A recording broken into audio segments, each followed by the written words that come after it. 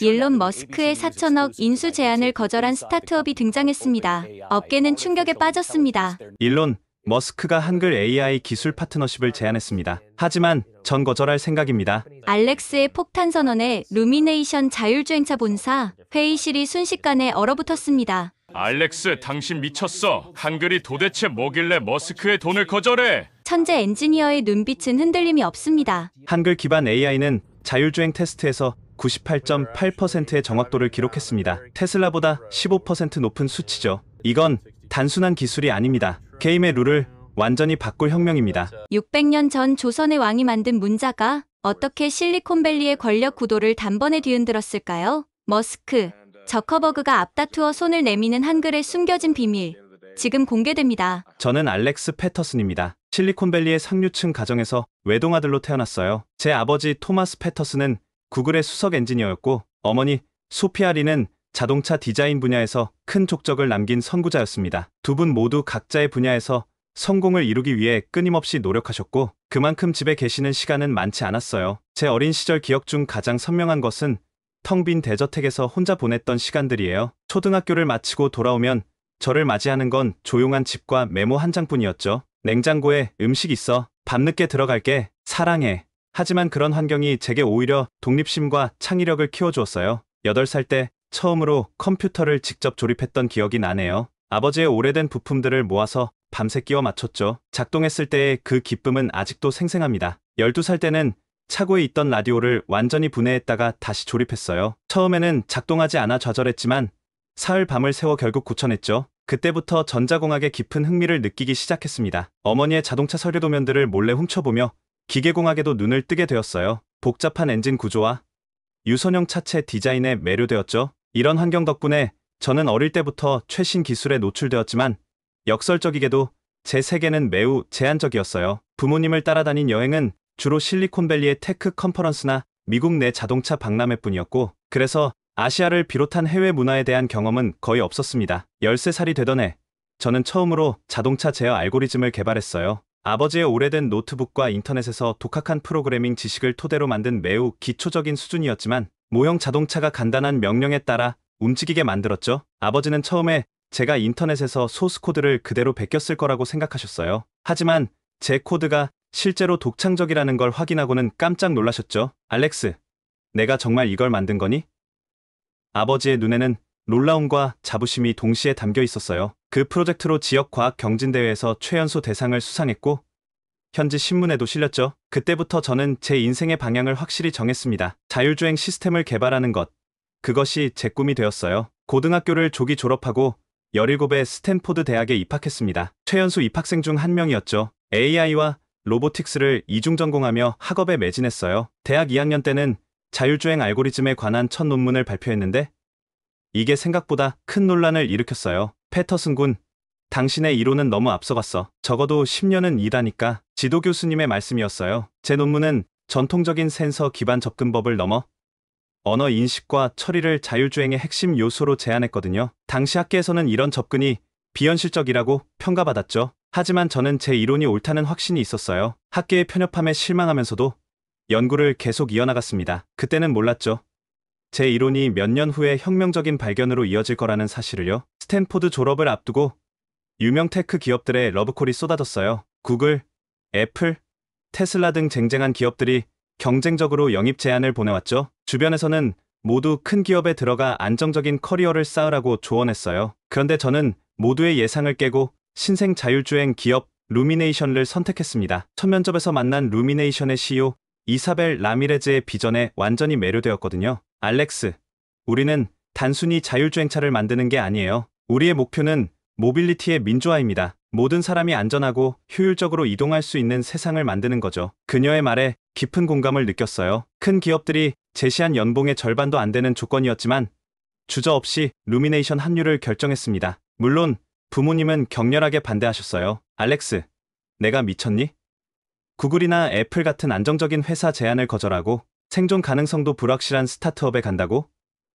아버지의 목소리에는 실망과 분노가 섞여 있었죠. 어머니는 좀 더 이해심 있게 접근하셨지만 역시 걱정이 컸어요. 내 선택을 존중하지만 이건 너무 위험한 도박 같아. 하지만 저는 제 선택에 확신이 있었어요. 몇 주간의 설득 끝에 부모님도 마지못해 제 결정을 인정해 주셨죠. 루미네이션은 당시 직원이 고작 10명인 작은 스타트업이었어요. 저를 포함해 11명이 됐죠. 하지만 그 작은 팀에는 각 분야 최고의 전문가들이 모여 있었고 우리는 금세 끈끈한 유대감을 형성했어요. 시작은 어려웠지만 우리 모두에게는 공통된 열정과 비전이 있었습니다. 모든 회의가 열기로 가득했고 밤늦게까지 이어지는 토론 속에서 우리는 점점 더 큰 꿈을 키워갔어요. 비록 큰 기업의 안정적인 환경과 넉넉한 자원은 포기했지만 그 대신 얻은 자유와 창의성은 그 무엇과도 바꿀 수 없는 가치였습니다. 알렉스, 자네가 합류한 건 우리 팀의 행운이야. 이사벨이 제게 했던 말을 저는 지금도 기억해요. 그때는 몰랐지만 이 선택이 제 인생을 완전히 바꿔놓을 거라는 거요. 루미네이션의 첫 사무실은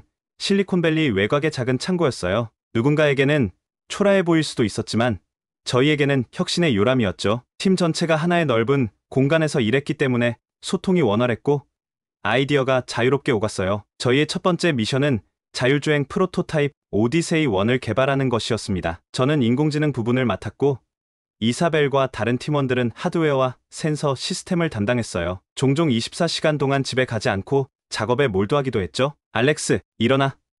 센서 캘리브레이션이 완료됐어. 책상에서 잠깐 눈을 붙이고 있던 저를 깨우는 이사벨의 목소리에 번쩍 눈을 떴던 기억이 나네요. 그렇게 며칠을 밤새워 작업한 끝에 마침내 첫 프로토타입을 완성했어요. 하지만 첫 투자자 미팅은 참담한 실패였습니다. 저희는 열정과 자신감으로 가득 차서 프레젠테이션에 임했지만 투자자들의 반응은 차가웠어요. 당신들의 기술은 환상적으로 보이지만 시장성이 없어 보입니다. 이미 테슬라와 웨이모가 시장을 장악하고 있는데 어떻게 경쟁하실 건가요? 그날 밤 저희 팀은 사무실에 모여 피자를 시켜놓고 실패를 곱씹었어요. 분위기는 처음에는 침울했지만 하나둘 제도약을 위한 아이디어가 나오기 시작했죠. 우리가 실패한 이유는 테슬라와 똑같은 방식으로 경쟁하려고 했기 때문이야. 우리만의 독특한 접근법이 필요해. 저는 팀에게 제안했어요. 그렇게 저희는 전략을 수정했습니다. 기존 자율주행 시스템의 약점, 특히 언어 인식 부분에 집중하기로 했어요. 제가 대학에서 연구했던 바로 그 분야였죠. 몇 주간의 개선 끝에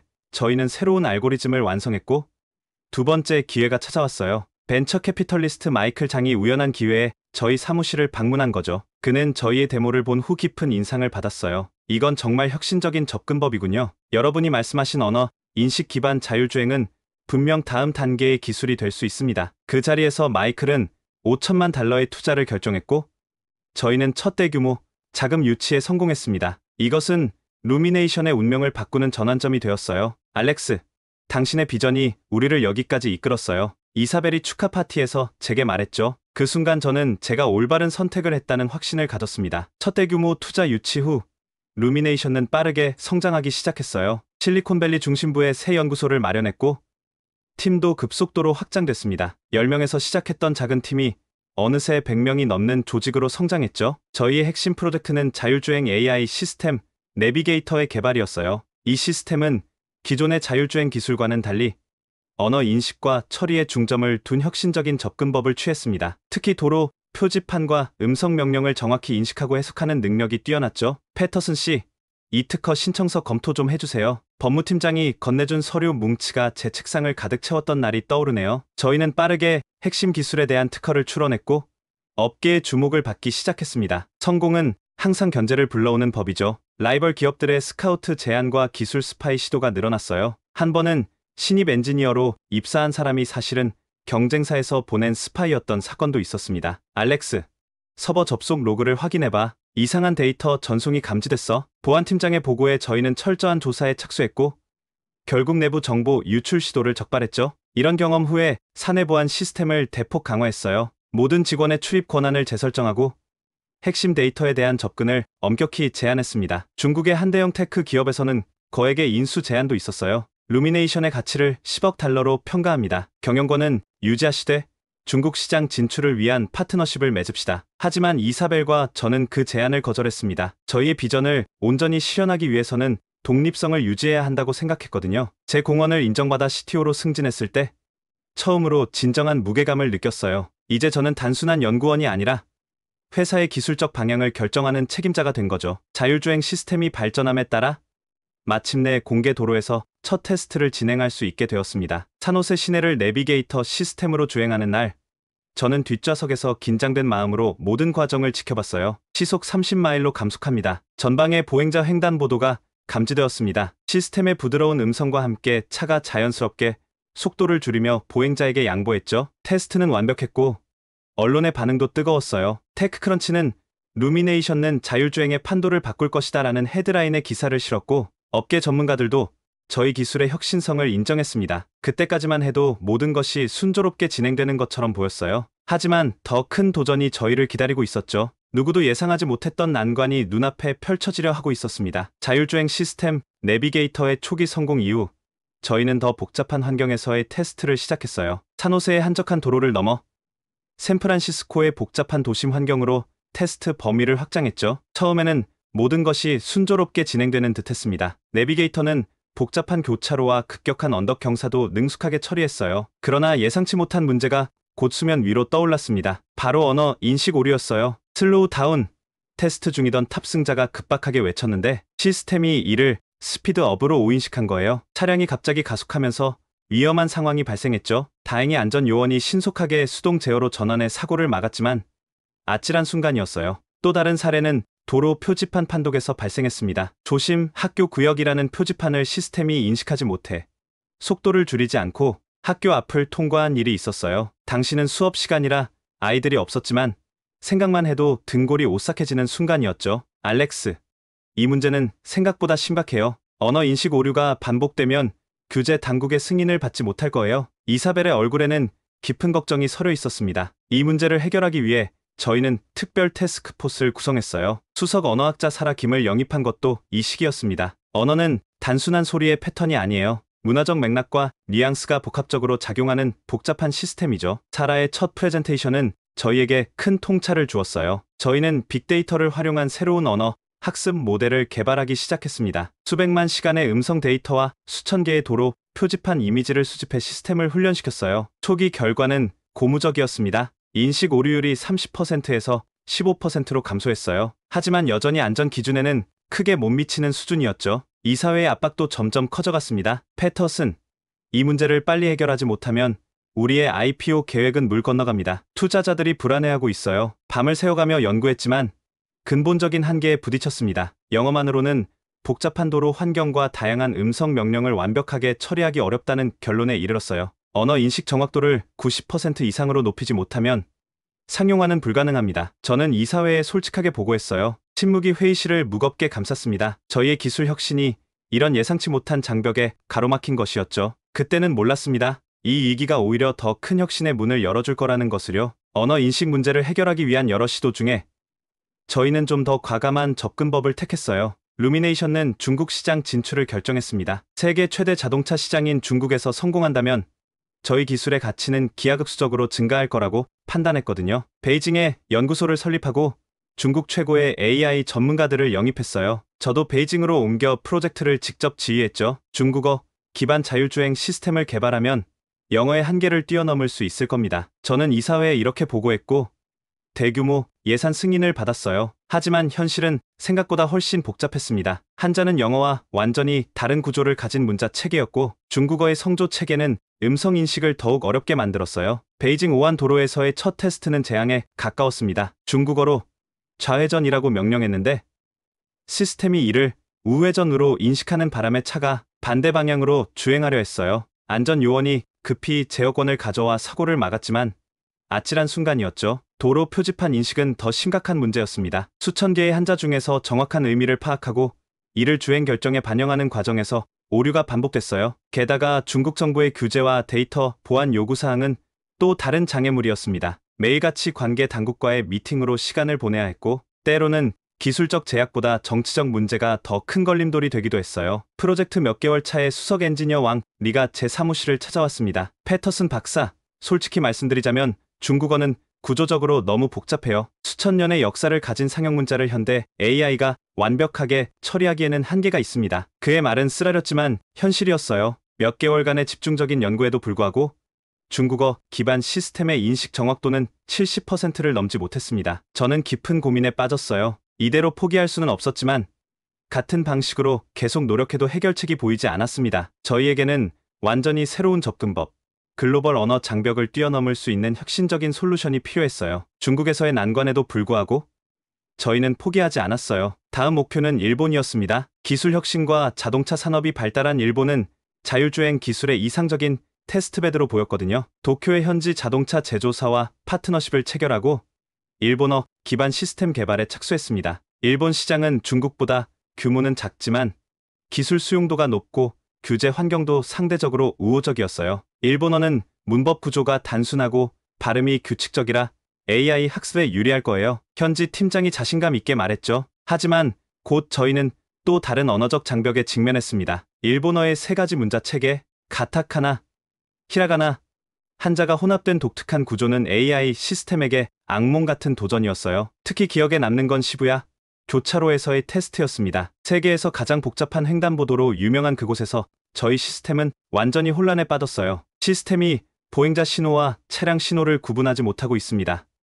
엔지니어의 긴장된 보고가 이어졌어요. 결국 차는 움직이지도 못한 채 교차로 한가운데 멈춰섰고 뒤에서는 경적 소리가 요란하게 울려 퍼졌습니다. 수동 모드로 전원해 겨우 차를 빼냈지만 이미 현지 언론 기자들이 이 장면을 포착한 뒤였죠. 다음날 일본 주요 신문들은 저희의 실패를 대서특필했어요. 외국 기술의 한계, 시부야를 마비시키다라는 헤드라인이 특히 기억에 남네요. 이 사건은 루미네이션의 주가에도 영향을 미쳤습니다. 하루 만에 15%가 하락했고 투자자들의 불안한 문의가 쇄도했어요. 이사회는 긴급 화상회의를 소집했고 저는 비판의 중심에 서게 됐습니다. 패터슨, 이게 당신이 말한 글로벌 전략의 결과인가요? 9개의 주요 아시아 시장에서 연속 실패라니. 그날 밤 도쿄 호텔방에서 창밖을 내다보며 깊은 좌절감에 빠졌어요. 저희의 기술적 접근법에 근본적인 문제가 있다는 사실을 인정할 수밖에 없었습니다. 베이징과 도쿄에서의 실패 이후 이사회는 아시아 프로젝트 전면 중단을 결정했어요. 미국으로 돌아온 저는 팀 내 갈등과 책임 공방의 한가운데 서 있었습니다. 만약 처음부터 영어 시스템 개선에 집중했다면 이런 시간과 자원 낭비는 없었을 거예요. 연구팀 수석 엔지니어의 비판이었어요. 글로벌 확장은 너무 성급했어. 기본기도 완성되지 않은 상태에서 무리했던 거야. 마케팅 책임자도 가세했죠. 회사 내 분위기는 최악으로 치달았고 몇몇 핵심 개발자들은 사직서를 제출하기 시작했어요. 제 리더십은 그 어느 때보다 큰 시험대에 올랐습니다. 당신 팀을 추스르세요, 패터슨. 한 달 안에 구체적인 해결책을 제시하지 못하면 프로젝트 전체를 재검토할 수밖에 없어요. 이사벨의 목소리에는 피로감과 실망이 묻어났어요. 그 말은 사실상 저와 저희 팀에게 최후 통첩이나 다름없었습니다. 모든 책임이 제 어깨에 무겁게 내려앉았어요. 매일 밤 연구실에 남아 해결책을 고민했습니다. 때로는 밤을 새우기도 했고 며칠 동안 집에 들어가지 않은 적도 있었어요. 수면 부족으로 건강이 악화되기 시작했고 두통과 어지럼증이 자주 찾아왔습니다. 한 번은 연구실 바닥에서 쓰러진 채로 동료에게 발견되기도 했어요. 병원에 가보라는 만류에도 저는 계속 연구에 매달렸습니다. 그런데도 돌파구는 보이지 않았어요. 이게 내 한계인 걸까? 어느 날 새벽, 빈 커피잔만 가득한 책상 앞에서 절망감에 사로잡혔습니다. 제가 그토록 열정을 쏟았던 프로젝트가 실패로 끝날지도 모른다는 두려움이 엄습했어요. 그 순간 어머니 소피아에게 전화를 걸었습니다. 새벽 3시였지만 어머니는 첫 번째 벨소리에 전화를 받으셨어요. 알렉스, 무슨 일이니? 목소리가 안 좋구나. 저는 지난 몇 개월간의 모든 좌절과 실패, 그리고 압박감에 대해 말씀드렸어요. 어머니는 조용히 들으시다가 이렇게 말씀하셨습니다. 가장 어두운 밤이 지나면 해가 뜨는 법이야, 알렉스. 가장 어려운 순간이 가장 큰 발견의 기회일 수도 있어. 넌 항상 다른 시각으로 문제를 바라봤잖니? 어머니의 말씀은 저에게 작은 희망의 불씨를 지펴주었어요. 그날 밤 잠자리에 들면서 문제를 완전히 다른 각도에서 바라보기로 결심했습니다. 영어도 중국어도 일본어도 아닌 완전히 새로운 접근법이 필요해. 그 생각을 시작으로 저는 마지막 희망을 걸고 새로운 방향을 모색하기 시작했어요. 아직은 막연했지만 어딘가에 해답이 있을 거라는 믿음이 생겨났습니다. 마지막 돌파구를 찾기 위해 고민하던 어느 날 글로벌 전략 책임자 제시카 킴이 제 사무실을 찾아왔어요. 알렉스, 새로운 제안이 있어요. 한국에 가보는 건 어떨까요? 처음에는 그녀의 제안이 농담처럼 들렸어요. 이미 2개의 아시아 국가에서 쓰라린 실패를 맛봤는데 또 다른 아시아 국가를 시도한다는 게 의미가 있을까 싶었거든요. 제시카, 농담하는 거죠? 우리가 중국어와 일본어로 얼마나 고생했는지 잘 알잖아요. 한국어라고 뭐가 다를까요? 제 말에 제시카는 빙그레 웃으며 대답했습니다. 한국어가 아니라 한글이에요, 알렉스. 한글은 다른 문자 체계와는 완전히 달라요. 제가 어제 한 언어학 컨퍼런스에 참석했는데 세종대왕이 과학적 원리로 설계한 문자라고 하더군요. 한번 가서 직접 보고 오는 게 어떨까요? 솔직히 말하면 그때 저는 전혀 기대하지 않았어요. 또 다른 실패를 경험하러 가는 건가 하는 생각뿐이었죠. 하지만 다른 선택지도 없었고 이게 마지막 기회일지도 모른다는 생각에 한국행을 결정했습니다. 이사회에 이 계획을 보고했을 때 반응은 예상대로 냉담했어요. 패터슨, 회사 자금으로 세계 일주를 하시는 건가요? 한 이사의 비꼬는 질문이 아직도 귓가에 맴돌아요. 그래도 이사벨은 조건부로 승인해 주었습니다. 이번이 마지막 기회예요, 알렉스. 뚜렷한 성과가 없다면 프로젝트 전체를 재검토할 수밖에 없어요. 부담감을 안고 한국행 비행기에 몸을 실었어요. 12시간의 긴 비행 동안 저는 한글이라는 낯선 문자 체계에 대해 조사했습니다. 세종대왕이라는 임금이 백성들을 위해 직접 창제했다는 이야기가 흥미로웠어요. 하지만 그때까지만 해도 이 여정이 제 인생과 회사의 운명을 완전히 바꿔놓을 거라고는 상상도 못했습니다. 인천국제공항에 도착했을 때는 이미 저녁이었어요. 피로와 시차로 몽롱한 상태에서 입국장을 빠져나오는데 제 눈에 들어온 첫 한글 표지판이 지금도 생생하게 기억납니다.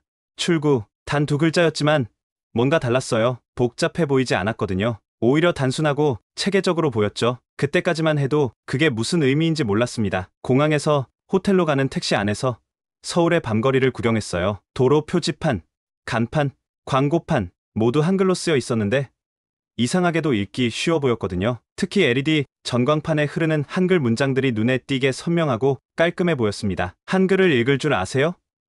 택시 기사님의 질문에 저는 고개를 저었어요. 아니요.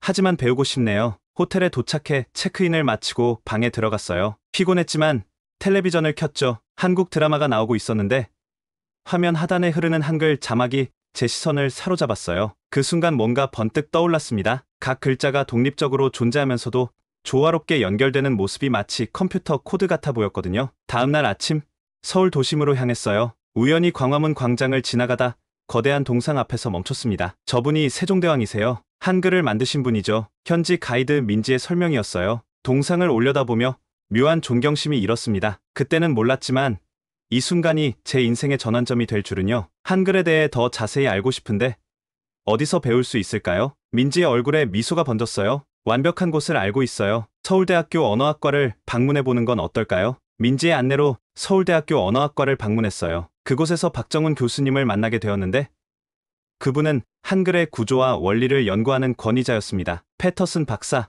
반갑습니다. 미국에서 오신 AI 전문가가 한글에 관심을 가지셨다니 흥미롭네요. 박 교수님은 저를 그의 연구실로 안내했어요. 벽면에는 한글의 자음과 모음을 보여주는 차트가 걸려 있었습니다. 한글은 다른 문자 체계와는 완전히 다릅니다. 소리의 원리를 바탕으로 과학적으로 설계된 문자죠. 박 교수님은 칠판에 기본 자음과 모음을 그리며 설명을 시작했어요. 한글의 기본 원리와 구조에 대한 간략한 강의였지만 저에게는 충격적인 통찰이었습니다. 한글은 자음과 모음을 조합해 음절을 만들어냅니다. 예를 들어 한이라는 글자는 흐, 아, 노의 조합이죠. 이 간단한 설명이 제 머릿속에서 번개처럼 스쳐 지나갔어요. 자음과 모음의 조합으로 수천 개의 음절을 만들어낼 수 있다는 건 마치 컴퓨터 프로그래밍에서 기본 요소들을 조합해 복잡한 기능을 구현하는 것과 비슷했거든요. 교수님, 한글이 디지털 처리에 적합하다고 생각하시나요? 제 질문에 박 교수님은 눈을 반짝이며 웃으셨어요. 매우 통찰력 있는 질문이네요. 실제로 한글은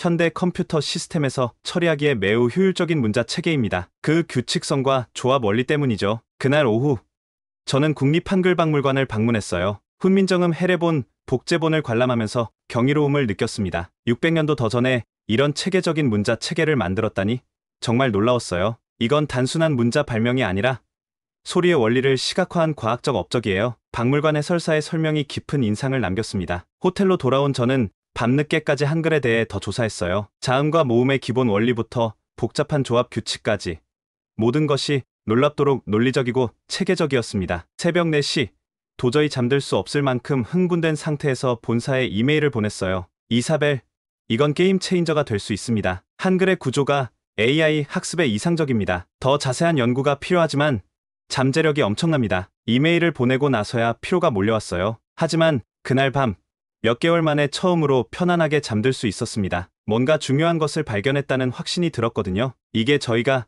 그토록 찾던 돌파구가 될 수도 있겠다는 희망이 생겼습니다. 다음 날 한글 전문가 이선영 박사와의 만남이 예정되어 있었어요. 이 박사님은 한글의 언어학적 구조와 디지털 처리에 관한 연구로 유명한 분이었습니다. 패터슨 박사, 한글에 관심을 가지셨다니 반갑습니다. 무엇이 궁금하신가요? 이 박사님의 연구실에 도착하자 따뜻한 환영을 받았어요. 한글의 구조적 특성에 대해 더 자세히 알고 싶습니다. 특히 자음과 모음의 형태가 어떤 원리로 만들어졌는지요. 이 박사님은 미소를 지으며 설명을 시작했어요. 한글의 자음은 발음, 기관의 모양을 본떠 만들어졌어요. 예를 들어 고운 혀가 목구멍을 막는 모양을, 놓은 혀가 위십천장에 닿는 모양을 형상화했죠. 저는 그 말을 듣는 순간 전율을 느꼈어요. 글자 자체의 발음, 방법이 시각적으로 내장되어 있다니, 이건 마치 프로그래밍에서 함수 이름이 그 기능을 직관적으로 나타내는 것과 같았어요. 그럼 모음은요? 모음은 철학적 원리를 담고 있어요. 은하늘, 은 땅, 이는 서 있는 사람을 상징합니다. 이 세 가지 기본 요소를 조합해 모든 모음을 만들어냈죠. 이 설명은 저를 더욱 깊은 생각으로 이끌었어요. 한글은 단순한 기호가 아니라 우주관을 담고 있는 체계였던 거죠. 이런 철학적 깊이가 문자에 담겨 있다니 정말 감동이었어요. 저는 노트북을 열어 한글의 구조를 디지털 알고리즘으로 변환하는 첫 시도를 보여드렸습니다. 흥미로운 접근법이네요. 혹시 이런 관점은 생각해 보셨나요? 이 박사님은 저희 초기 코드에 몇 가지 조언을 해주셨어요. 그날 저녁 서울대학교 AI 연구소에서 임시 연구 공간을 빌려 작업을 시작했어요. 한글의 자음과 모음, 구조를 디지털화하는 알고리즘을 밤새 개발했죠. 이건 단순한 문자가 아니라 완벽한 정보 처리 시스템이야. 첫 테스트 결과를 보며 혼자 중얼거렸어요. 특히 놀라웠던 건 한글의 모듈성이었어요. 기본 요소들을 조합해 무한한 표현을 만들어낼 수 있다는 점이 AI 학습에 이상적이었습니다. 마치 레고 블록처럼 간단한 요소들을 조합해 복잡한 구조를 만들어내는 거죠. 또한 한글의 시각적 구조 역시 패턴 인식에 최적화되어 있었어요. 사각형 안에 자음과 모음이 일정한 규칙으로 배치되는 모습은 컴퓨터가 인식하기에 매우 효율적인 형태였습니다. 새벽이 되어서야 작업을 마치고 호텔로 돌아왔지만 흥분된 마음에 쉽게 잠들 수 없었어요. 제 머릿속은 온통 한글의 가능성으로 가득 찼습니다. 한글이 AI 시대에 가장 적합한 언어 시스템이 될 수 있겠다. 그날 밤, 저는 한글이 단순한 문자 체계를 넘어 인공지능과 인간의 소통을 혁신할 열쇠가 될 수 있다는 확신을 갖게 되었어요. 일주일간의 집중적인 연구와 개발 끝에 한글 기반 AI 언어인식 시스템 세종 1.0의 첫 프로토타입을 완성했어요. 이름은 한글을 창제한 세종대왕에 대한 경의를 담아 지었죠. 드디어 테스트해 볼 시간이군요. 현재 엔지니어 팀과 함께 강남 테헤랄로에서 첫 테스트 드라이브를 준비했어요. 테헤랄로는 서울의 중심 비즈니스 지구로 복잡한 도로, 환경과 다양한 표지판이 있어 완벽한 테스트 장소였습니다. 테스트용 차량에 세종 1.0 시스템을 설치하고 긴장된 마음으로 첫 주행을 시작했어요. 저는 뒷좌석에 앉아 모든 과정을 지켜봤죠. 천천히라고 음성 명령을 내렸더니 시스템이 즉각 반응했어요. 음성 명령 인식 천천히, 속도를 줄입니다. 차가 부드럽게 감속했고 저희 팀은 첫 성공에 환호했습니다. 다음은 도로 표지판 인식 테스트였어요. 전방에 정지 표지판 인식됨, 정지선에서 정차합니다. 시스템이 정확하게 표지판을 인식하고 적절히 대응하는 모습에 저는 놀라움을 감출 수 없었어요. 영어나 중국어, 일본어 기반 시스템에서는 보지 못했던 정확도였거든요. 정확도가 98.6%예요. 이전 시스템들의 2배나 되는 수치입니다. 데이터 분석가의 흥분된 보고가 들려왔어요. 특히 인상적이었던 건 복잡한 교차로와 골목길에서도 시스템의 성능이 떨어지지 않았다는 점이었어요. 이전 시스템들은 복잡한 환경에서 급격한 성능 저하를 보였는데 세종 1.0은 안정적인 인식률을 유지했습니다. 테스트 도중 몇몇 현지 언론사 기자들이 저희의 활동을 발견하고 접근해왔어요. 생각지도 못한 첫 인터뷰를 하게 됐죠. 루미네이션과 한글 기반 자율주행 시스템을 개발 중이라고 들었습니다. 어떤 성과가 있나요? 조심스럽게 초기 결과에 대해 설명했는데 다음날 한국일보에 미국 기업이 한글의 우수성을 발견했다라는 헤드라인의 기사가 실렸어요. 예상치 못한 관심이었지만 팀의 사기를 높이는 데 큰 도움이 됐습니다. 호텔로 돌아오는 길에 저는 이 성공이 단순한 우연이 아니라는 확신이 들었어요. 한글의 구조적 우수성이 AI 시스템과 완벽하게 맞아떨어진 결과였죠. 이제 저희에게 필요한 건 이 발견을 확장하고 검증하는 것이었습니다. 첫 테스트의 성공에 고무된 저희는 더 야심찬 실험을 시작했어요. 다른 언어를 한글로 표기하는 실험이었죠. 다른 언어의 소리도 한글로 정확하게 표현할 수 있을까? 이 질문이 저희의 새로운 연구 방향이 되었습니다. 서울대학교와 한국어학회 전문가들과 함께 영어, 스페인어, 아랍어, 러시아어의 소리를 한글로 변환하는 실험을 진행했어요. 결과는 놀라웠습니다. 영어의 드 발음은 한글에 정확히 대응하는 소리가 없지만 덜과 샤의 중간 정도로 표현할 수 있어요. 김태희 교수님의 설명이었죠. 저희는 이 원리를 바탕으로 음소 매핑 시스템을 개발했어요. 세계 각국의 다양한 언어 소리를 한글의 자음과 모음으로 체계적으로 매핑하는 알고리즘이었죠. 한글은 세계 모든 언어의 음소를 표현할 수 있어요. 세종대왕이 처음부터 그런 의도로 설계하진 않았겠지만 결과적으로 그렇게 되었죠. 김 교수님은 이렇게 덧붙이셨어요. 이 발견은 엄청난 의미를 가졌습니다. 만약 모든 언어의 소리를 한글로 통일해서 표현할 수 있다면 자율주행 시스템의 언어 인식 문제를 근본적으로 해결할 수 있을 거였어요. 연구를 진행하면서 한글의 언어적 보편성에 대해 더 깊이 이해하게 되었습니다. 한글은 단순한 한국어 표기 수단을 넘어 인간 언어의 보편적 소리 체계를 담아낼 수 있는 그릇이었던 거죠. 이 시점에서 유니버설 포네틱 매퍼 프로젝트를 시작했어요. 목표는 모든 언어의 소리를 한글로 변환하고 이를 다시 원래 언어로 복원할 수 있는 양방향 시스템을 만드는 것이었습니다. 이건 바벨탑의 해결책이 될 수도 있어. 흥분된 마음에 팀원들에게 말했죠. 프로젝트가 진행되면서 저희는 한글이 가진 또 다른 강점을 발견했어요. 바로 초문화적, 초언어적 인터페이스로서의 가능성이었습니다. 예를 들어 영어 화자가 천천히라는 한국어 명령어를 발음하지 못하더라도 천천히라고 영어식으로 발음해도 시스템이 이를 정확히 인식할 수 있었어요. 한글의 음소 체계가 그만큼 유연하고 포용적이었던 거죠. 이 발견은 저희에게 새로운 비전을 제시했어요. 자율주행차를 위한 단일 명령어 체계, 즉 모든 언어와 문화를 아우르는 보편적 인터페이스를 만들 수 있을 거라는 가능성이 보였거든요. 한글이 디지털 시대의 에스페란토가 될 수 있을까?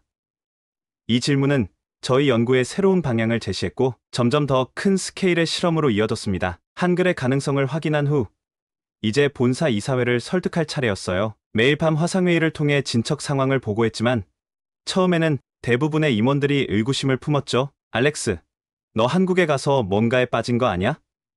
한 달 전까지만 해도 중국어와 일본어에 실패했잖아. 기술 담당 이사의 비아냥이었어요. 의구심과 회의적인 반응에 맞서기 위해 데이터 중심의 프레젠테이션을 준비했습니다. 주관적인 느낌이 아닌 객관적인 결과를 보여주기로 한 거죠. 이사회 여러분, 저희가 보고드릴 데이터입니다. 한글 구조의 알고리즘화 과정을 보여드리겠습니다. 설명과 함께 시각화된 다이어그램을 공유했어요. 한글의 자음과 모음이 어떻게 디지털 패턴으로 변환되는지, 그리고 이 패턴들이 어떻게 조합되어 복잡한 언어 구조를 형성하는지 보여주었죠. 다음으로 중국어, 일본어, 영어, 한글의 인식률을 비교한 그래프를 제시했어요. 보시다시피 한글 기반 시스템의 정확도는 98%로 영어 기반 시스템의 75%, 중국어 시스템의 58%, 일본어 시스템의 62%를 크게 앞서고 있습니다. 데이터 앞에서 임원들은 침묵했어요. 하지만 기술 담당 이사 마이클은 여전히 회의적이었죠. 그래프가 인상적인 건 인정하지만 한국 내 테스트로만 이걸 증명하기엔 부족해요. 다른 언어 환경에서도 이런 성능을 보장할 수 있나요? 그의 질문은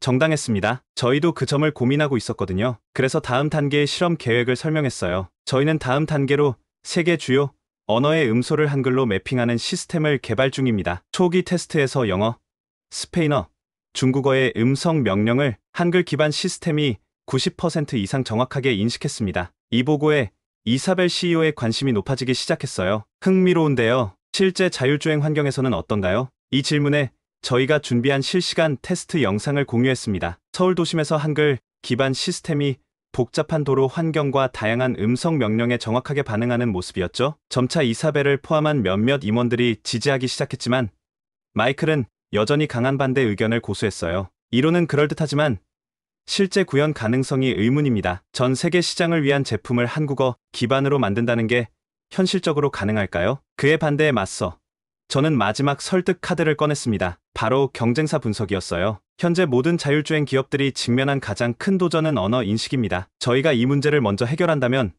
시장을 선도할 수 있습니다. 한글은 그 해답이 될 수 있어요. 제 말이 끝나자 회의실은 무거운 침묵에 빠졌어요. 각 임원들은 심사숙고하는 듯한 표정으로 서로를 바라보았죠. 마이클이 먼저 입을 열었습니다. 패터슨, 당신의 주장은 흥미롭습니다. 하지만 우리 회사의 미래를 한글이라는 생소한 문자 체계에 걸 수 있을까요? 이사벨은 깊은 생각에 잠긴 듯 잠시 침묵했어요. 그녀의 시선이 제게 고정되었습니다. 알렉스, 당신이 제시한 데이터와 초기 테스트 결과는 분명 주목할 만합니다. 하지만 글로벌 시장에서 이 기술을 어떻게 적용할 수 있을까요? 제 주변에 긴장감이 높아졌습니다. 이 순간이 모든 것을 결정할 것이었어요. 제 목소리에 확신을 담아 말했습니다. 한글의 구조적 특성은 범용성을 가집니다. 단순히 한국어만을 위한 시스템이 아니라 전 세계 언어를 포괄할 수 있는 혁신적인 플랫폼이 될 수 있습니다. 잠시 정적이 흘렀습니다. 마이클의 날카로운 눈빛이 저를 꿰뚫었어요. 구체적인 로드맵을 보여주십시오. 우리는 막연한 가능성이 아니라 실제적인 실행 계획을 원합니다. 이어서 이사벨이 말했습니다. 알렉스, 당신에게 최종 기회를 주겠습니다. 3달 내에 실제 작동 가능한 프로토타입을 개발하고 글로벌 시장 적용 가능성을 증명하세요. 제 심장이 빠르게 뛰기 시작했어요. 감사합니다. 저희는 반드시 성공할 것입니다. 마이클은 여전히 의심스러운 표정이었습니다. 추가 예산 $500만 배정하겠습니다. 하지만 조건이 있습니다. 어떤 조건인가요? 저는 긴장된 목소리로 물었습니다. 3달 후 이사회에서 완전한 데모와 함께 글로벌 시장 진출 계획을 제시해야 합니다. 그리고 만약 실패한다면 이 프로젝트는 완전히 중단됩니다. 제 어깨에 무거운 책임감이 내려앉았습니다. 이것은 단순한 기술 개발이 아니라 회사의 미래, 그리고 제 커리어의 운명이 걸린 순간이었어요. 이사벨이 마지막으로 말했습니다. 알렉스, 당신을 믿습니다. 우리의 마지막 카드를 던집니다. 회의실을 나서는 순간 제 머릿속은 이미 한글 프로젝트의 다음 단계를 계획하고 있었습니다. 이사회의 승인 이후 루미네이션은 신속하게 움직이기 시작했어요. 대규모 예산이 배정되고 전담팀 구성이 즉시 이루어졌습니다. 첫 번째 결정은 서울에 공식 연구소를 설립하는 것이었어요. 한국의 최고 언어학자와 컴퓨터 과학자들을 영입하기 위해 적극적으로 나섰죠. 박정훈 교수를 수석 고문으로, 이선영 박사를 수석 연구원으로 영입했습니다. 프로젝트 세종이라는 공식 프로젝트명도 정해졌어요. 세종대왕의 이름을 딴 이 프로젝트는 단순한 기술 개발을 넘어 언어와 기술의 혁명을 예고하고 있었습니다. 글로벌 미디어들은 이 소식에 열광했어요. 테크와이어드는 AI의 미래는 한글에 있다라는 특집 기사를 실었고, 다른 테치 매거진들도 앞다퉈 이 소식을 다루기 시작했습니다. 경쟁사들의 반응도 만만치 않았어요. 일부 기업들은 저희 프로젝트를 견제하기 시작했고, 인재 스카우트와 기술 유출 시도가 있었습니다. 이에 대응해 저희는 더욱 강력한 보안 시스템을 구축했죠. 제 첫 공식 선언은 명확했습니다. 우리는 단순한 자율주행을 넘어 진정한 기계인간 소통의 새 시대를 열 것입니다. 이 순간 루미네이션의 미래가 완전히 바뀌기 시작했습니다. 서울연구소에서 한글 엔진 코어 알고리즘 개발에 본격적으로 착수했어요. 자음과 모음의 디지털 패턴화가 핵심 과제였습니다. 딥러닝 기반 한글 패턴 인식 시스템 개발에 모든 역량을 집중했죠. 가장 큰 도전 과제는 방언과 억양 처리였습니다. 한국 전역에서 다양한 발음, 샘플을 수집하는 대규모 프로젝트를 시작했어요. 우리 알고리즘은 이제 사람보다 더 정확하게 한글을 읽습니다. 연구팀의 자신감 넘친 선언이었죠. 초기 버전에서 3.0 버전까지의 성능 향상 데이터는 놀라웠습니다. 언어 인식 정확도가 98%를 넘어섰고, 다양한 발음과 억양에 대한 대응력도 크게 향상되었어요. 특히 한국의 지역별 사투리와 연령대별 발음 차이를 극복하기 위한 데이터 수집은 매우 혁신적이었습니다. 전국의 여러 지역에서 수천 명의 샘플 데이터를 수집하고 분석했죠. 박정훈 교수는 이 과정을 언어의 DNA를 디지털로 매핑하는 작업이라고 표현했어요. 단순한 음성 인식을 넘어 언어의 근본적인 구조를 이해하는 접근이었습니다. 연구팀은 한글의 과학적 구조를 최대한 활용했어요. 자음과 모음의 조합 원리를 딥러닝 알고리즘에 완벽하게 녹여냈죠. 마치 과학적으로 설계된 프로그래밍 언어처럼 정밀하고 체계적인 방식으로 언어를 분석했습니다. 이 과정에서 세종대왕의 한글 창제 철학이 현대 AI 기술과 놀랍도록 조화를 이룬다는 사실을 발견했어요. 600년 전 창조된 문자 체계가 21세기 AI 기술과 얼마나 완벽하게 맞아떨어지는지 놀라웠습니다. 프로젝트의 다음 단계는 유니버설 브릿지 개발이었어요. 세계 주요 언어의 음소를 한글로 정확히 매핑하는 시스템을 만드는 것이 목표였습니다. 영어, 중국어, 아랍어, 힌디어의 발음을 한글로 정확히 표현하는 알고리즘을 개발했어요. 이는 단순한 번역을 넘어 언어의 근본적인 소리 구조를 변환하는 혁신적인 접근이었죠. 다국어 자율주행 명령 시스템 개발에 착수했고, 글로벌 테스트 프로그램을 시작했습니다. 북미, 유럽, 아시아, 아프리카에서 동시에 테스트를 진행했어요. 초기 결과는 놀라웠습니다. 예상을 크게 뛰어넘는 인식률을 보였고, 언어학계에 큰 관심을 끌었습니다. 국제 언어학 학술대회에서 저는 기조연설을 하게 되었죠. 한글은 디지털 시대의 에스페란토가 될 수 있습니다. 제 발표는 전 세계 언어학자들에게 큰 반향을 일으켰어요. 이 기술은 단순한 자율주행 시스템을 넘어 언어의 장벽을 허무는 혁명적인 의미를 가졌습니다. 문화와 언어를 초월하는 소통의 새로운 가능성을 제시한 것이죠. 루미네이션은 이제 단순한 자율주행 기업을 넘어 글로벌 언어 혁신 기업으로 자리 잡기 시작했습니다. 프로젝트가 진전되면서 저는 한글의 진정한 의미를 더 깊이 이해하고 싶었어요. 경복궁을 방문해 세종대왕의 유적을 탐방하기로 했습니다. 현지 가이드의 설명을 들으며 세종대왕이 한글을 창제한 역사적 맥락을 배웠어요. 배우기 쉬운 문자를 만들어 모든 백성이 쉽게 읽고 쓰게 한다는 그의 철학은 저에게 깊은 감동을 주었습니다. 15세기의 한 왕이 보여준 이러한 통찰력은 놀라웠어요. 지식의 민주화를 위해 완전히 새로운 문자 체계를 만들어낸 그의 혁신성에 경외감을 느꼈습니다. 세종대왕 기념관에서 열린 특별 전시회를 방문했고 훈민정음 원본의 과학적 원리를 분석했습니다. 그의 문자 설계 방식은 현대 AI 시스템의 설계 원리와 놀랍도록 유사했어요. 세종대왕은 600년 전에 이미 인간과 지식의 관계를 재정의했어요. 저는 스스로에게 말했습니다. 그의 철학은 단순한 문자 창제를 넘어 사회적 평등과 지식 접근성에 대한 깊은 통찰을 담고 있었습니다. 이는 현대 기술 혁신의 근본적인 가치와도 일맥상통했죠. 세종대왕의 유산을 이해하면서 저희 프로젝트의 더 큰 의미를 깨달았습니다. 기술은 단순한 도구가 아니라 인간의 소통과 이해를 증진시키는 수단이어야 한다는 것을요. 자율주행 기술을 넘어서는 한글 기반 기술의 응용 분야를 탐색하기 시작했어요. 첫 번째로 개발한 것은 세종 트랜슬레이터라는 글로벌 번역 시스템이었습니다. 의료 분야에서의 활용 가능성이 특히 두드러졌어요. 다국어 의료 지시를 정확하게 전달할 수 있는 시스템을 개발했죠. 응급 상황에서 언어 장벽으로 인한 오해를 줄일 수 있는 혁신적인 솔루션이었습니다. 교육 분야에서도 큰 잠재력을 발견했어요. 글로벌 언어 학습 플랫폼을 구축하여 학습자들이 더욱 쉽게 언어를 배울 수 있게 했습니다. 특히 주목할 만한 부분은 접근성 향상이었어요. 언어 장애인들을 위한 소통 도구로 발전시켰고 이는 기술의 사회적 가치를 높이는 중요한 혁신이었습니다. 소외된 언어 보존 프로젝트도 시작했습니다.